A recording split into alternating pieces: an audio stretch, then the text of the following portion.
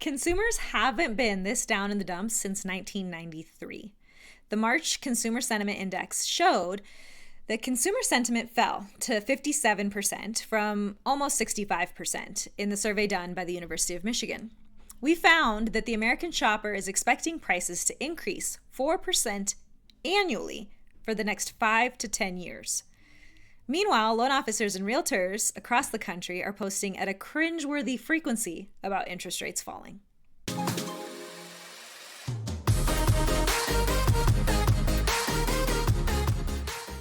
Why is it cringe?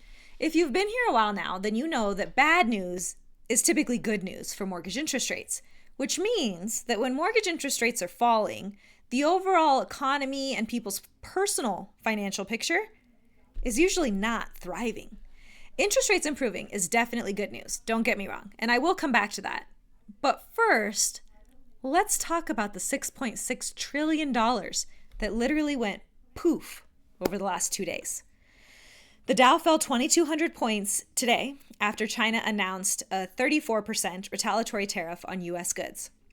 This was, of course, after the market had already had a very poor reaction to Trump's Liberation Day announcement of higher tariffs on almost every nation. The question is, will the U.S. economy pivot from being the envy of the world to just being the global disruptor?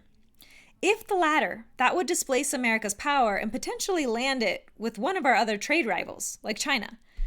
For once, I actually don't want to make any predictions here, but I will say we should all be aware that if the tariffs go into place as planned, we will match the tariff policy that was blamed with causing the Great Recession. I'm referring to the Smoot-Hawley Tariff Act of 1930, for those of you nerdy enough to fact check me. Oh, and it's a jobs week. Usually the headline of this blog and every other respectable news source would be jobs numbers on a jobs week. It's just that it's been such a bad week for the markets that investors couldn't even take solace in the fact that 228,000 jobs were added last month. I mean, I can't make this shit up, guys. We were expecting around 140,000 and got in what typically would ruin my day, really set me up for some pretty dreadful news in the bond market. We got an even higher number. Granted, this data is retrospective, right? Last month, financial markets on the whole weren't down 10%.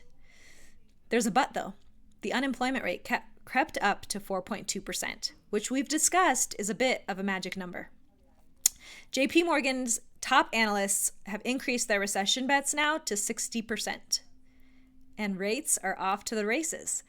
Speaking of things that would typically be unwelcome news for mortgage rates, how long will this rally in bonds last? Mortgage rates are dipping into the fives, and you've probably heard it about Instagram. See, I didn't forget. We're coming back.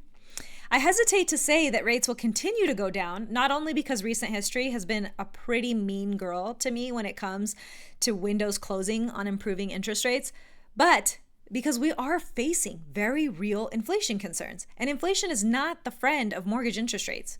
So as inflation ticks up, my opinion is that if a recession doesn't accompany it, we could see this rally on mortgage bonds end as quickly as it began.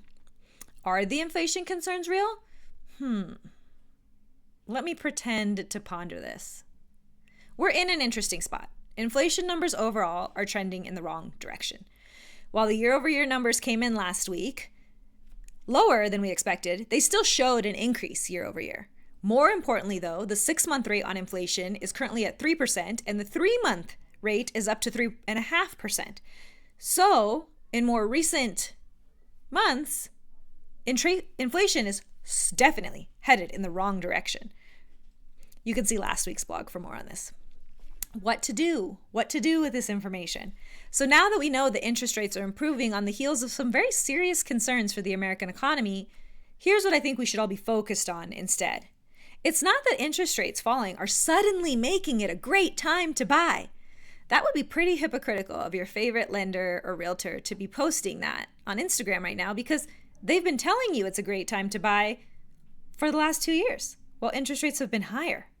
The real reason it's a great time to buy a home, to invest in real estate, is because of the return on investment.